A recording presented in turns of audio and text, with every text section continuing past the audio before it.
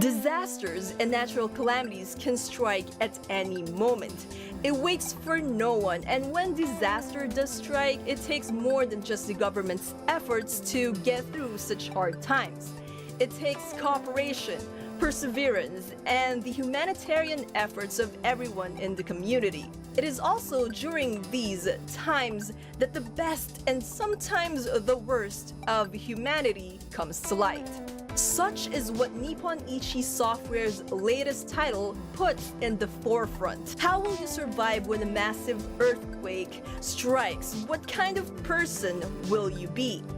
What's up, Dreamer Tribe? What's up, world? I am Bianca, and this is my review for Disaster Report 4 Summer Memories on the PlayStation 4.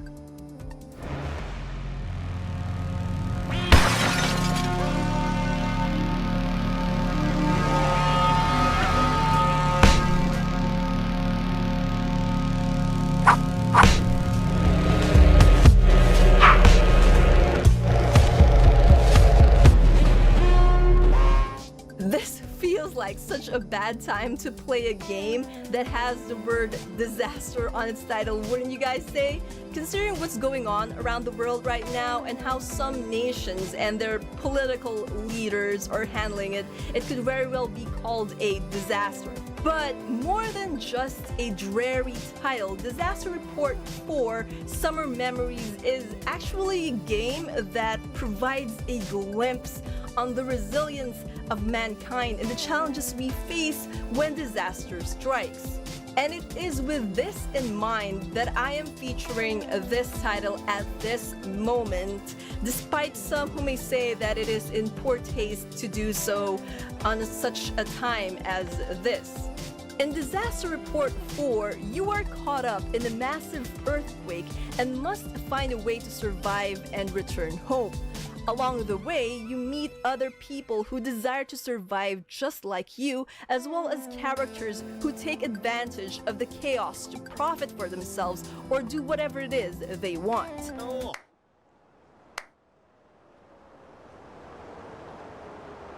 In this game, you are given free reign on what you want to do, whom you want to interact with, through dialogue options presented in a fill-in-the-blanks pattern. You are also given an option to customize what your character looks like, how they dress, how they act, and what kind of personality they have, which determines the kind of voice they use during cutscenes. Voices, however, have no other option but Japanese. You also get to choose whether you wish to help those who seek aid or to exploit them, as the different characters you meet provide requests. Doing these requests, and depending on how you interacted with the quest giver, can reward you with items, money, or points in the form of immoral points and moral points. よいしょ。ありがとう。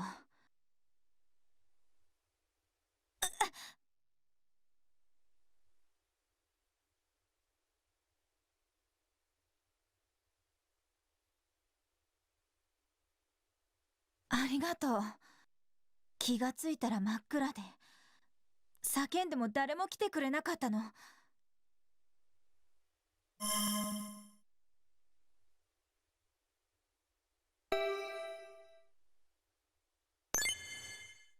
足、大丈夫？包帯？ありがとう。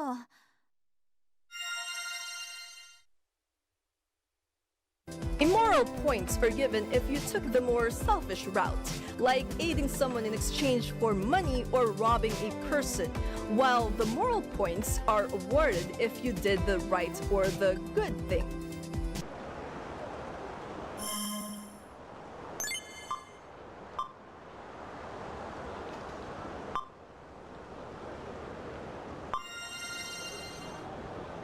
As you are placed in a situation where a massive earthquake has occurred, the game provides you with life or death situations as well. Powerful aftershocks rock the country, and you have to keep in mind things that should be done during earthquakes, like covering your head, ducking, stopping, and staying inside, and the like.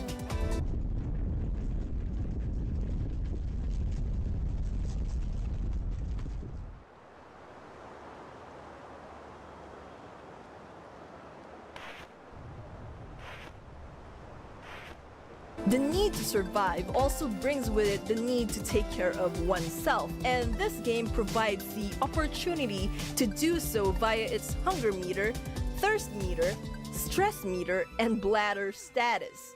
Eating food and drinking water or juice that can be bought in quick marts keeps those meters on the green, while bladder status changes the longer you play the game.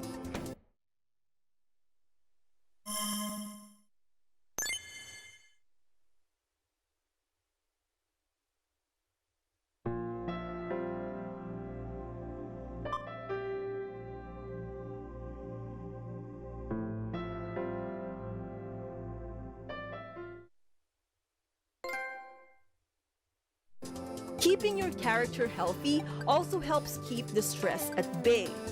Falling during an earthquake and injuring yourself or taking a long time to resurface during a dive increases your character's stress meter. There are also opportunities to craft items that you may need to survive or to get past certain areas. Crafting items require you to find the necessary materials needed before you can do so, and only appears available as the need arises. The game also takes you through various locations, each with their own challenges for you to face. From the park where all things began, to underground stations, the wharf, busy intersections, fallen buildings, submerged apartments, and various other places where you need to make use of your critical thinking and your common sense to get through them.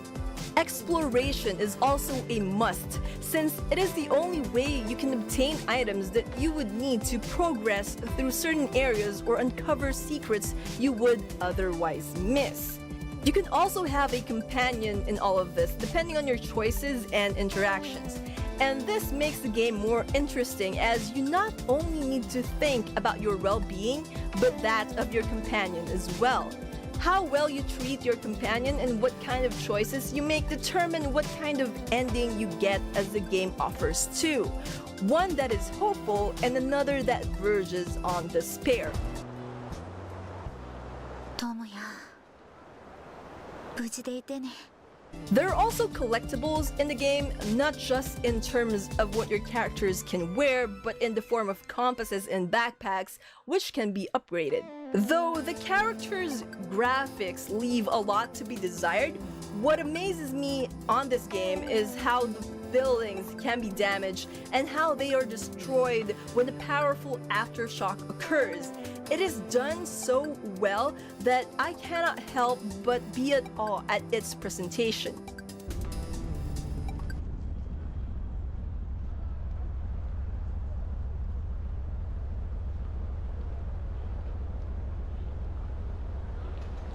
There is rarely a background music in the game, and it fills you with a sense of unease as you play through the various scenarios thrown at your character.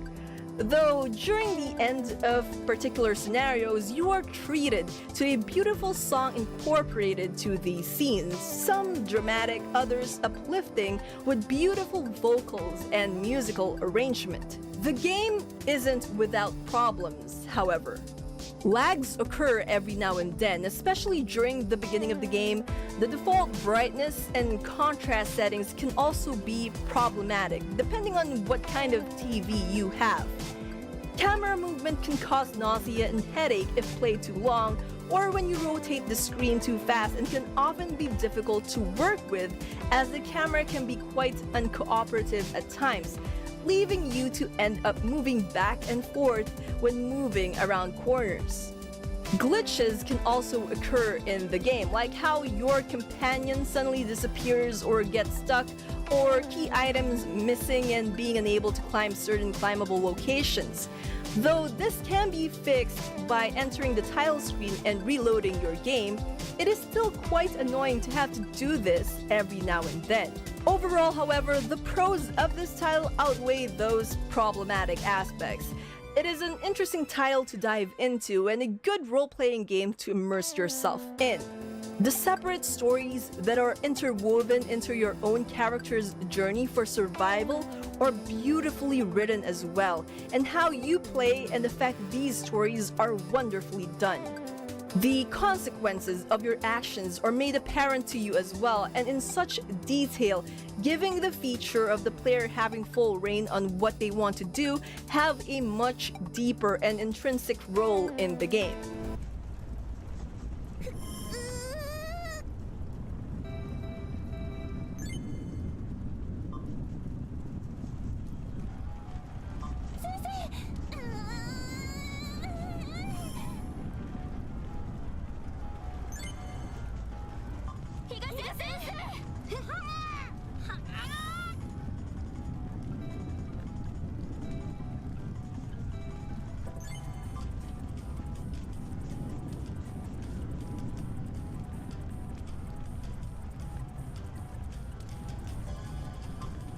With that said, I am giving Disaster Report 4 Summer Memories for the PlayStation 4 a 7.5 out of 10 rating.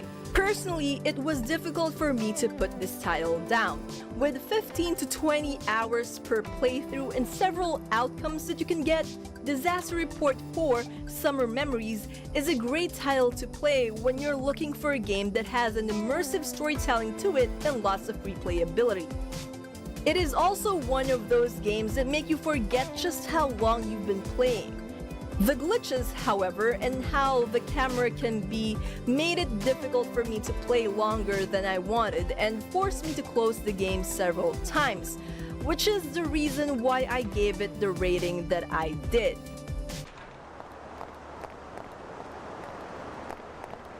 And that about does it for my review for Disaster Report 4 Summer Memories. Now, this was a game that I was simply curious about and wanted to explore not just what the game brought, but how the game depicts humanity in the midst of a tragic event. I never thought that I would actually enjoy this title the way I did. Although, to be honest, it did give me quite a migraine after playing and got me to go to rest much earlier than I usually do because of how the camera movement affected me, but I think that is dependent on whether or not you're used to such a camera movement, when you're playing video games. So, what do you guys think? Does this title pique your interest as it did mine? Tell me on the comment section below, and I'll see you all in the next video. Until then, you guys know the drill. Dream on, fly on. Bye-bye now.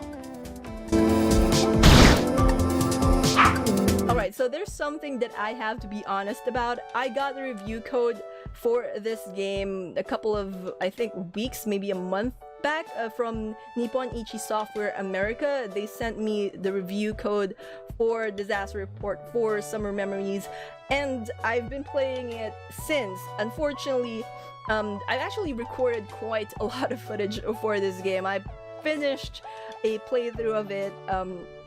Didn't really enjoy the ending that I got because I was hoping to get the more uplifting and hopeful ending, but the first time I played it, I got the one that's a little bit on the side of despair.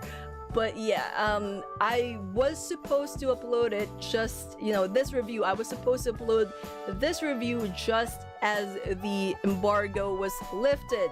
That was the original plan.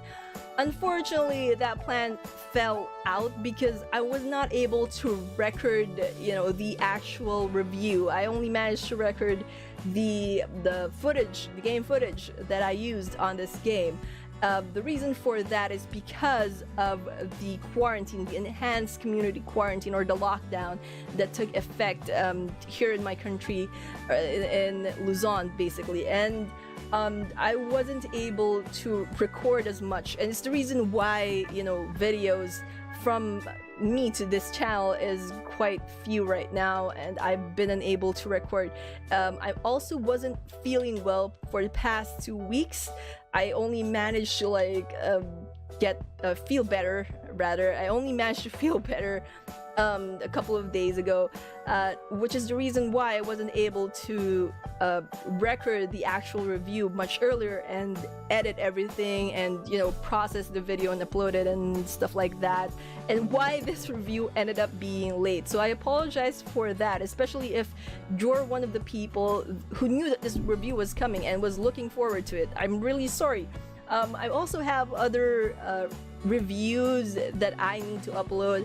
I'm also right now currently playing Animal Crossing and Persona 5 Royale. Yeah, you know, the updated version of the game.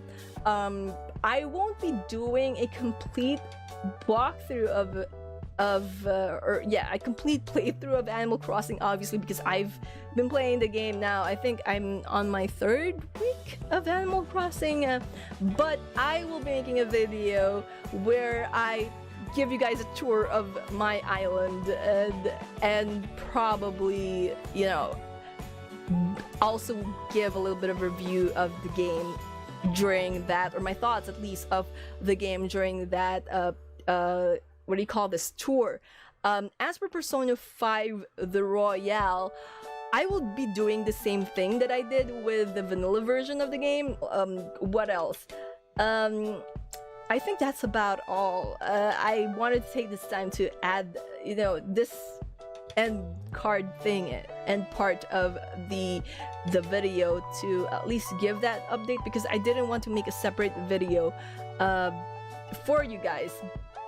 But yeah, that's about it. Thank you all for watching, and I'll see you all in the next video. Keep safe, guys, and you know the drill. Dream on, fly on. Bye bye now. Don't forget to subscribe if you haven't already.